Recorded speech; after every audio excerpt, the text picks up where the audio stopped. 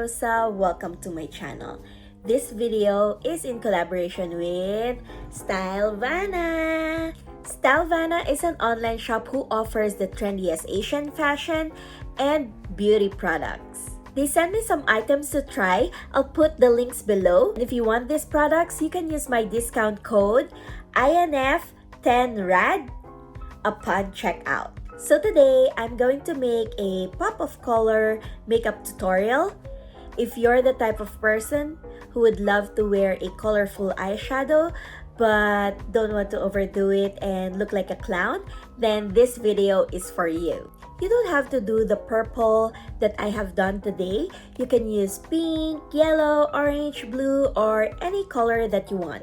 If you would like to learn how I achieve this simple pop of color makeup look, then please keep on watching and enjoy.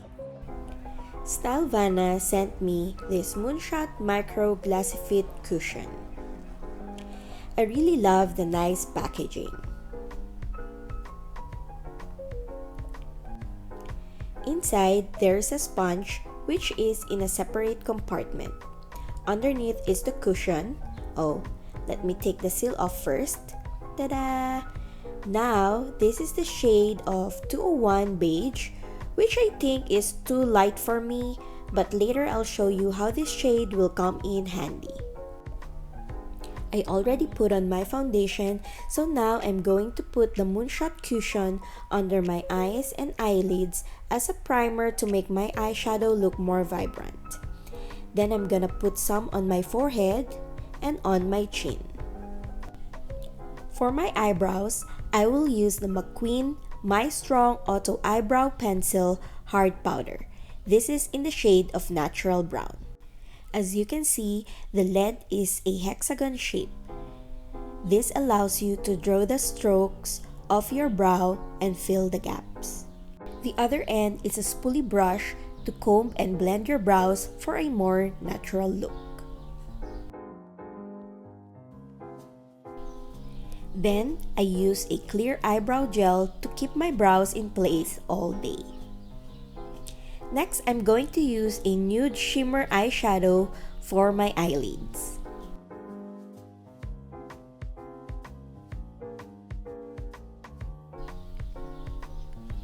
And then I'll use a matte dark brown for the corners of my eyelids. And then blend until it looks soft and nice.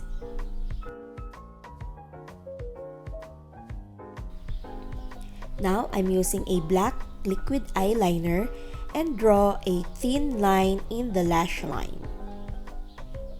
I usually draw a series of dashes with the eyeliner starting from the inner corner and working the way out.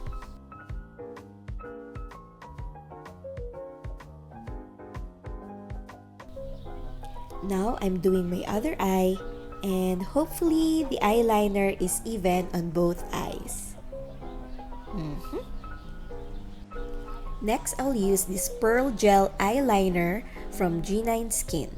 This is number 6 Beige Shine.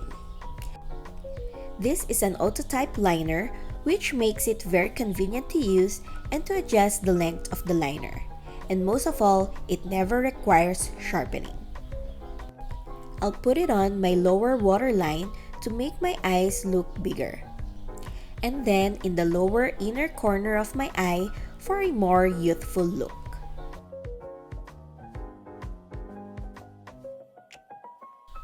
See the difference? Next, I'll use a purple shade in the lower outer corner of my eyes. You can use any color you want, whether it's pink, orange, blue. Just make sure that the color is highly pigmented. Now, I'm preparing my natural lashes by putting on a little bit of mascara before putting on the falsies.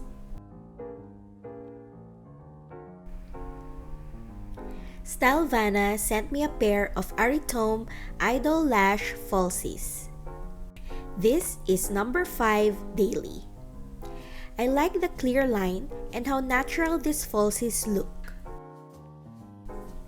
A Applying falsies can be overwhelming, but as the saying goes, if at first you don't succeed, try, and try again.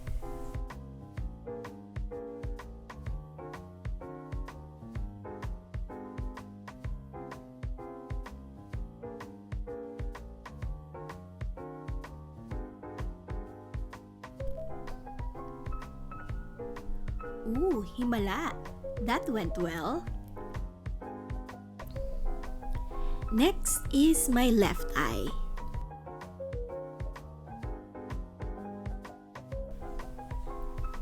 Shucks, hindi pantay. Okay, one more try.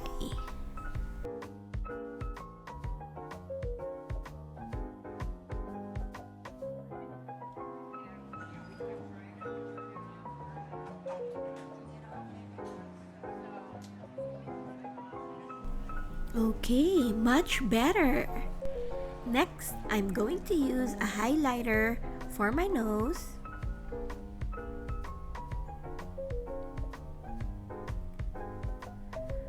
Above my cheekbone, below my eyebrows,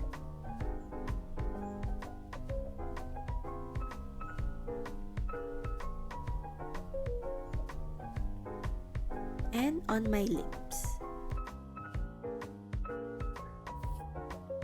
Then, I'll put a dot in the inner corner of my eyes.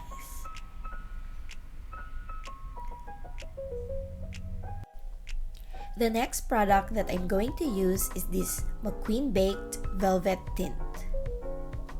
Stelvana sent me this to use as a blush, but it's also perfect for your lips.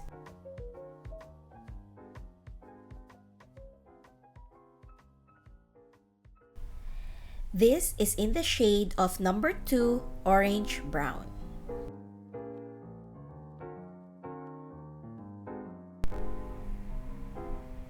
I put a small amount on my fingers and dab it gently on my cheeks.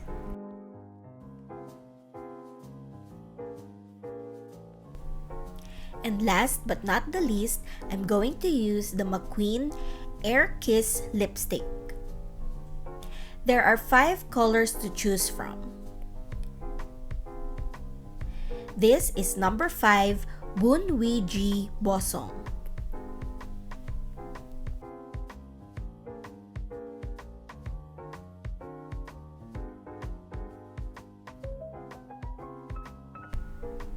It has a smooth matte finish which creates a flawless lip texture.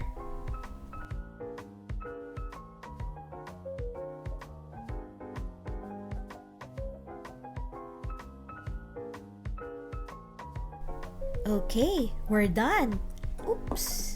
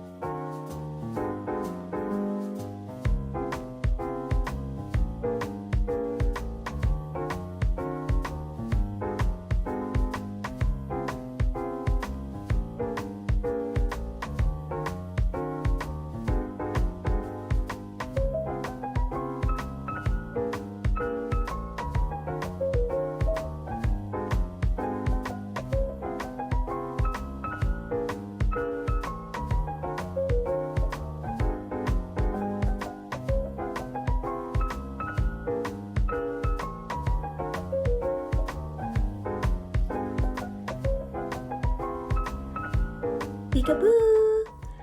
Okay, so that's all for today. I hope you learned something new and I hope you enjoyed this video as much as I did. And have a nice day. See you next time. Bye!